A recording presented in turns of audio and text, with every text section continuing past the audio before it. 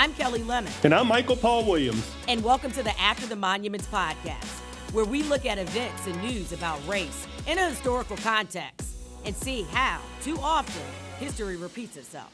Welcome to After the Monuments podcast, a real talk about race with Michael Paul Williams, and I am Kelli Lemon.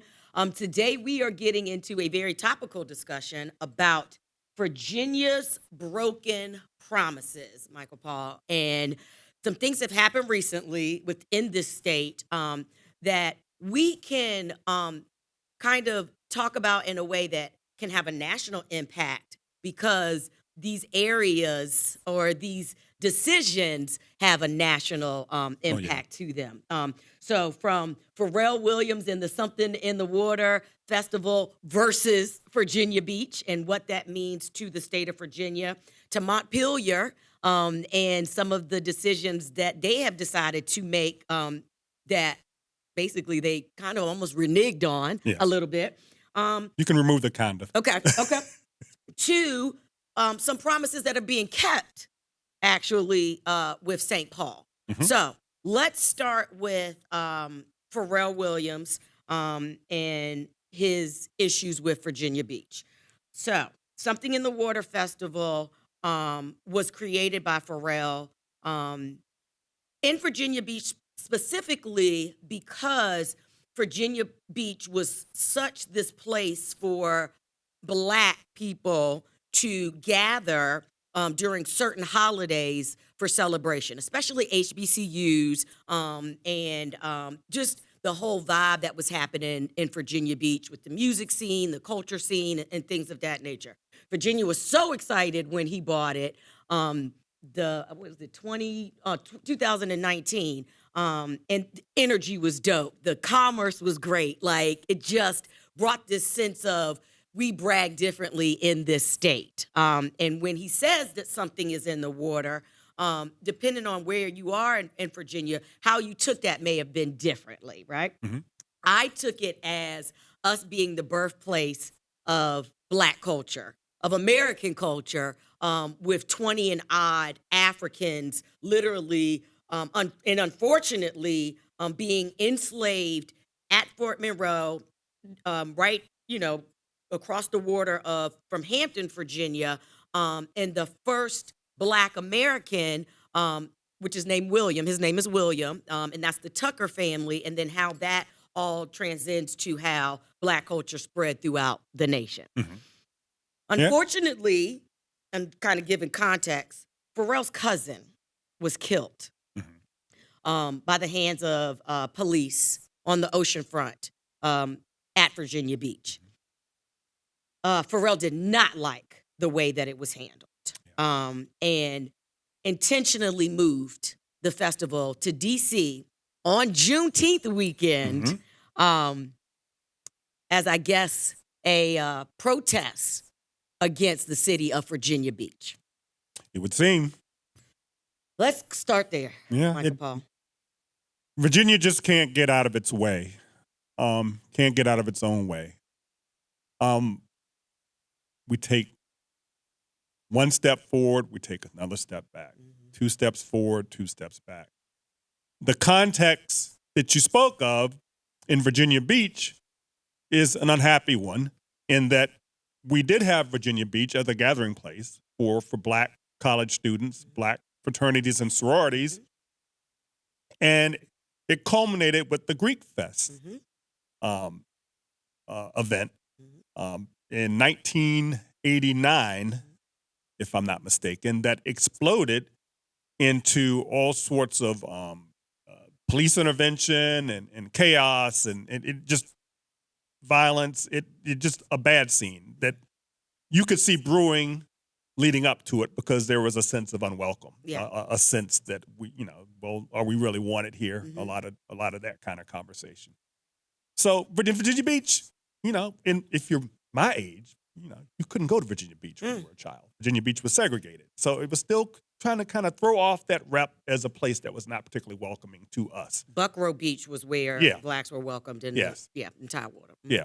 So, when I saw something in the water. I'm like, yeah, we've come full circle here. And Virginia Beach's native son, Pharrell Williams, the immensely talented Pharrell Williams, as talented as anyone in the music business. And by the way, Hampton Roads, with Pharrell, with Timbaland, with yes, Michael Paul, spit him out. Missy Elliott, yes, with gentleman with guy, what's his Teddy Riley. Teddy Riley. Yeah, I mean, it's that region has such a rich musical tradition. It's like the football has the tradition and the music. Yeah, and Virginia was finally looking to capitalize on it. And like I said, we can't get out of our own way here. Yeah. It's just a metaphor for Virginia history in which so many talented people, Arthur Ashe in Richmond comes to mind, end up having to leave or leaving by choice because of the way they were treated or mistreated. Yeah. And it's a shame. When I saw that he was dissatisfied with his dialogue with Virginia Beach leaders who, come on, he's, as far as exports go, he's probably as high profile, as famous as anyone out of Virginia Beach. You want to make Pharrell happy. You want to at least satisfy Pharrell, and it just seems like it didn't happen. Yeah, no. But when I saw that he was leaving because he wasn't satisfied with the answers he was getting involved in his cousin, and by the way, no body cam footage apparently. I was hoping Richmond could get a piece of that. Come on, Michael Paul. Because Come on, Michael Paul. Something in the water. It's still here. Reflecting pool. That's nice and that's historic. But we got the James River, and that would be a lovely setting for that. There were so many places in the state of Virginia, even if they didn't have water, that I felt that he could have creatively still created this concert. That's my disappointment. I mean, maybe he's feeling some kind of way about the state in general. Yeah, as a result of this, and like I said, this is a native son. Yeah, so you need to, when things like this happen, everyone involved needs to be thinking long and hard about how that happened and what we can do to be better. Because it didn't work. Yeah. For him. He'll be fine. Oh, way fine. Pharrell will always be fine. Fine. This is Virginia's loss. Yeah, it is. It is. And I think that's the thing that hurts the most is that, dang, P, you couldn't, like, it's almost like he's our brother. And he was like, King's Dominion was going to be jumping this weekend. And he was like, nah, I'm going to take, an adopted family to Six Flags and not play with y'all in Virginia, you know? And I think that's what hurt the most. And especially on a weekend that he single-handedly pioneered the official holiday for our state first. Yeah, Juneteenth. Am I correct to say Juneteenth? Yeah. So again, one step forward, we just can't get out of our own way. Yeah. Seems like there's some backsliding going on. Yeah. Do you think that he will bring it back to the state?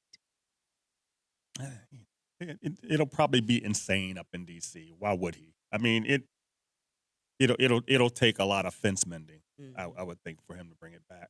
Yeah. Who knows? Yeah. It's if you're Virginia Beach, you want to keep that.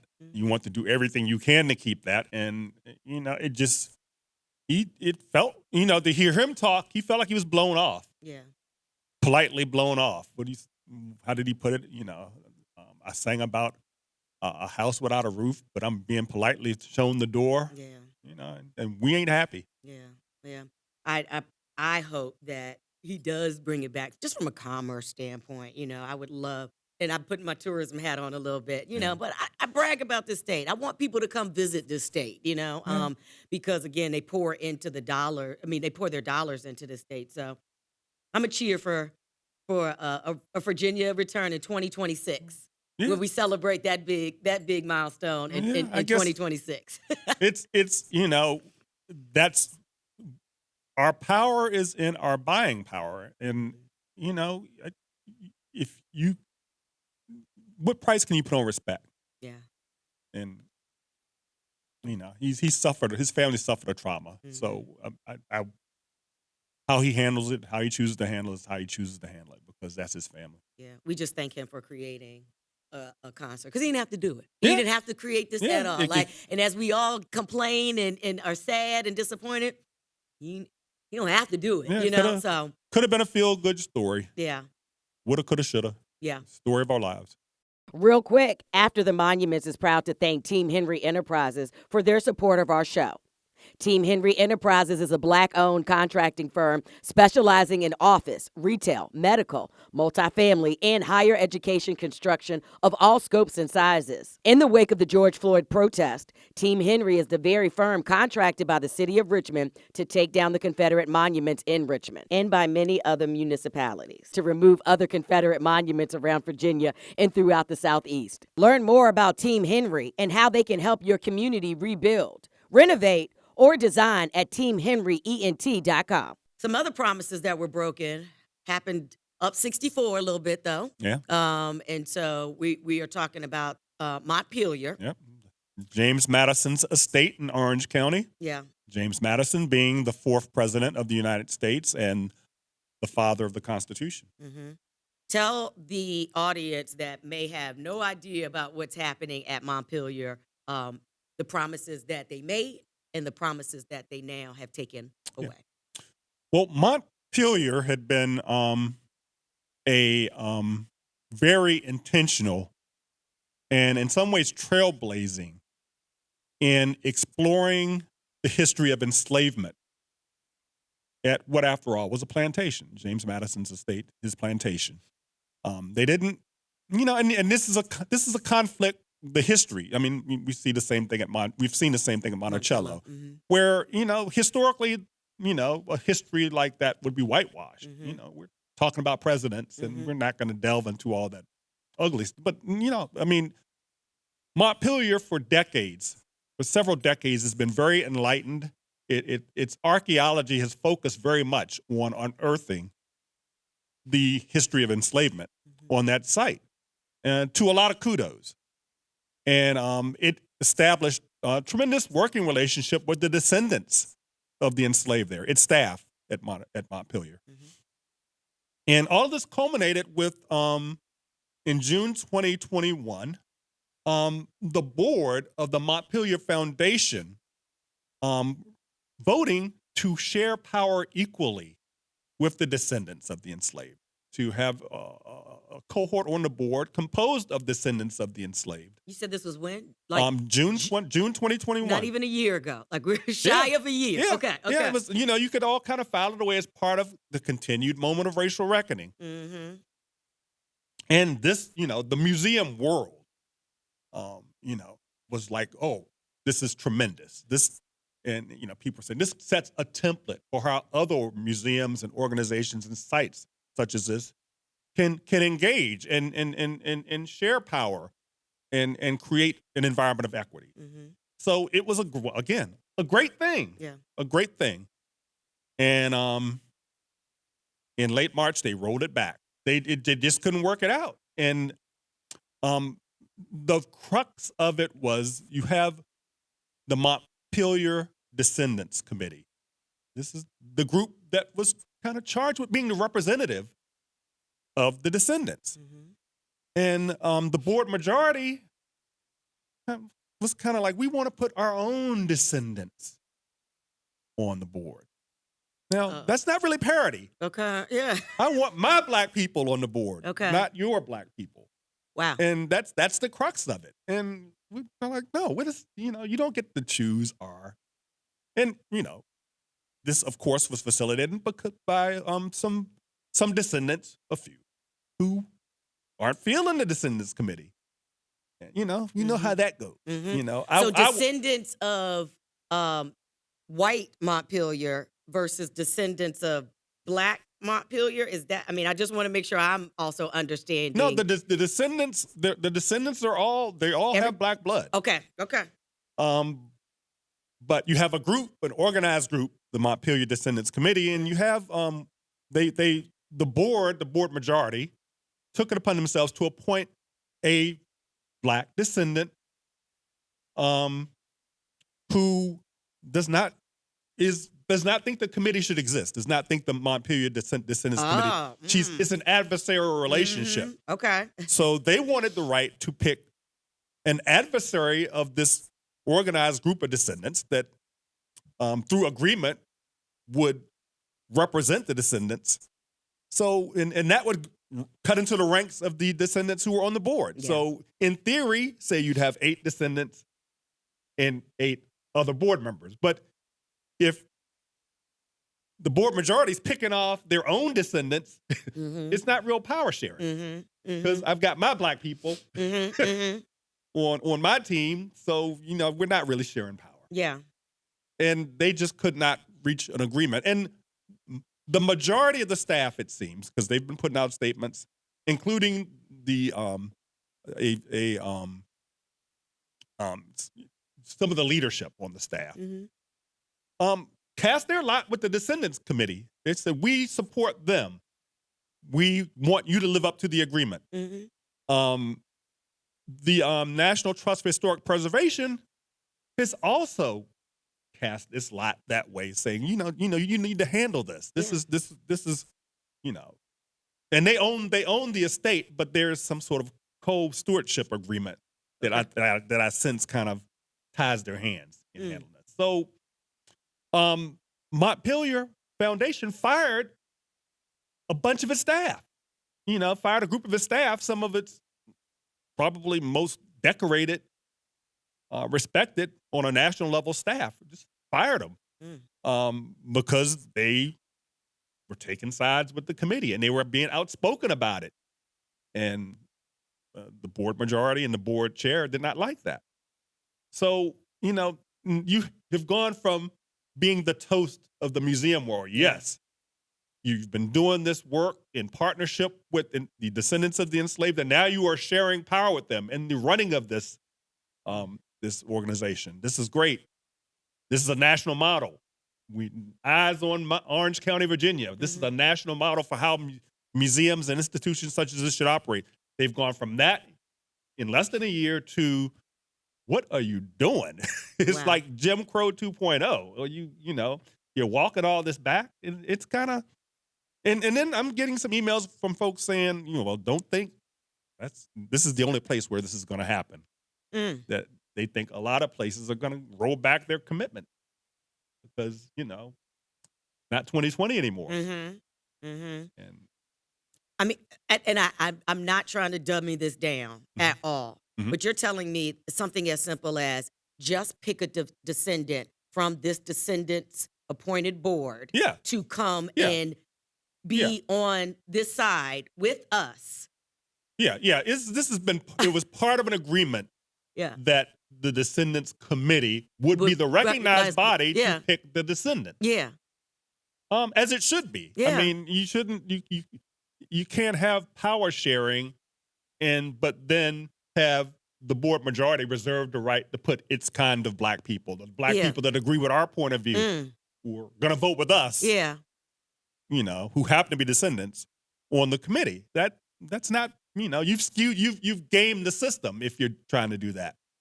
And it's also kind of sad that we got descendants from the same house that aren't agreeing. But that's that's how.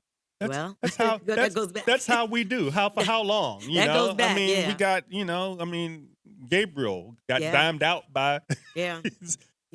House versus field, kind of, right? I don't even know if you can break it. Yeah, could be.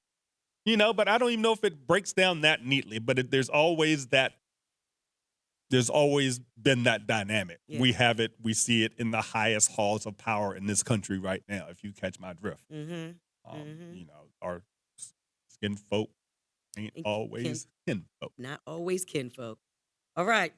Now, there has been an institution within Virginia that made some promises and are sticking to it. Yeah. So let's end in a positive, because you have written a piece for the Richmond Times-Dispatch, which you can find all of Michael Paul Williams' columns on Richmond.com. Just search his name and you'll find them, and we'll also tie them to this podcast when needed.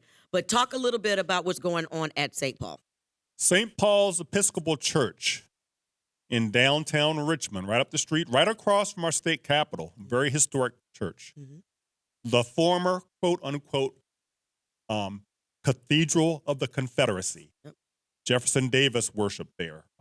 Robert E. Lee was known to attend services there. All sorts of Confederate iconography was throughout the church. That was its legacy.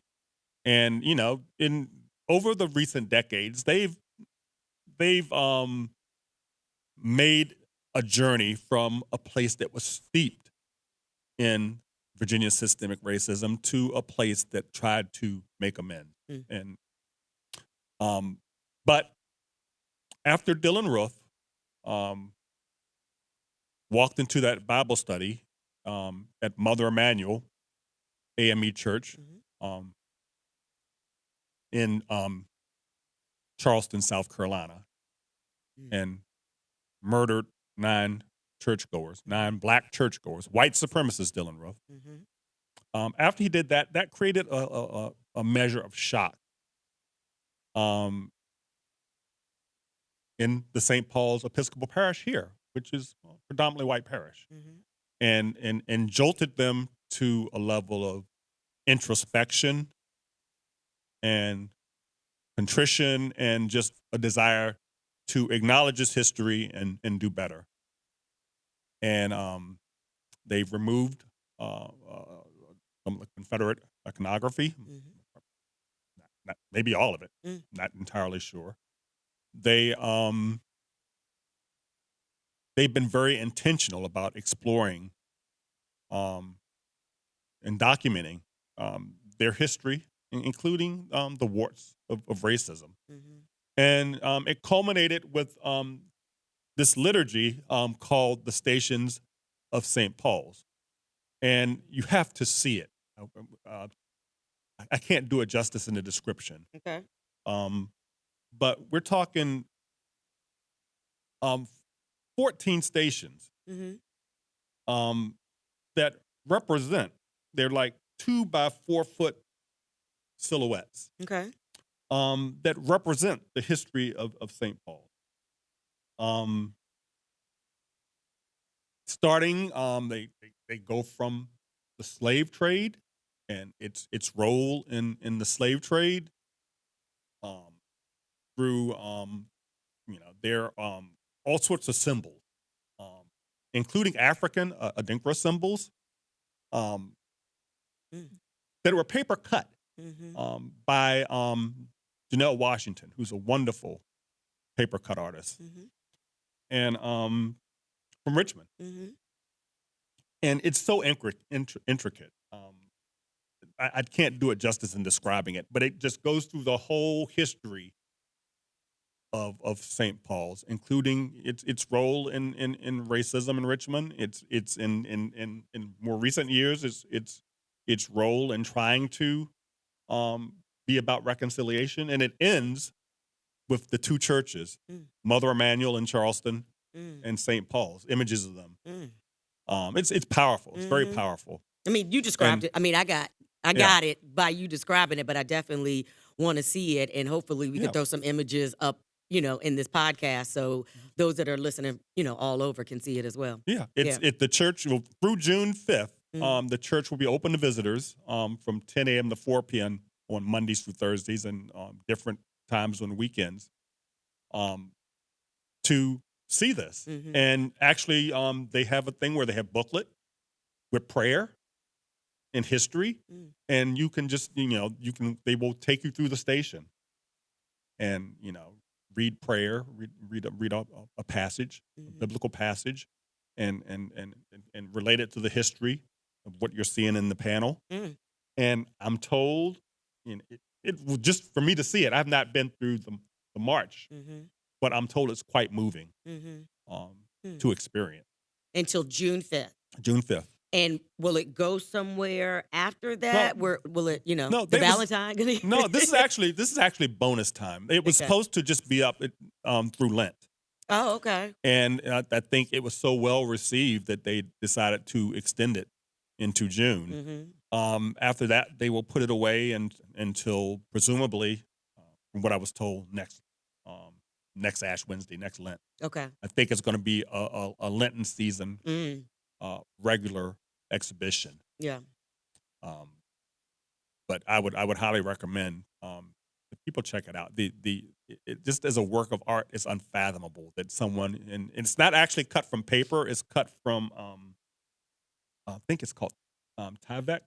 Okay. It's a building material. If you see homes, it's like so it's more durable than paper. Yeah. But how she did this, I'm like, what do you do if you make a mistake? You know. She's all over it. I mean, she's like, I don't make mistakes. Yeah. This is what I do. Yeah. So she's tremendous. I mean, she's self-trained. I can't wait to see it. I'm definitely going to take a peek at it. We're going to take the video cameras out there so we can show everybody a visual on it. And again, you are writing about this. It is in a column. You've already written about this. You can find it at richmond.com. Just type in Michael Paul Williams or St. Paul's as a keyword. And plenty of photos and plenty of video. Okay. That can fill in the gaps for what I've tried to convey. Yeah. Well, Michael Paul, I think we have talked enough about Virginia's broken promises and some that were kept as well. We are going to next podcast move into marijuana reform, marijuana justice, all things cannabis as it relates to the Commonwealth of Virginia. Some broken promises there as well. Huh? Oh, yeah. Yeah. So we'll get into that next. Anything else for the good of the cause as we wrap this up? I'm good. Yeah, right. I'm sure we'll have something else come to us within these next couple of weeks. You're listening to the After the Monuments podcast with Michael Paul Williams and Kelli Lemon. It's a real talk about race. We'll talk to you guys next time. After the Monuments is a Virginia Video Network production and produced by Matt Pachilli, Michael Paul Williams, and me, Kelli Lemon. Technical direction and editing from Bill Barksdale.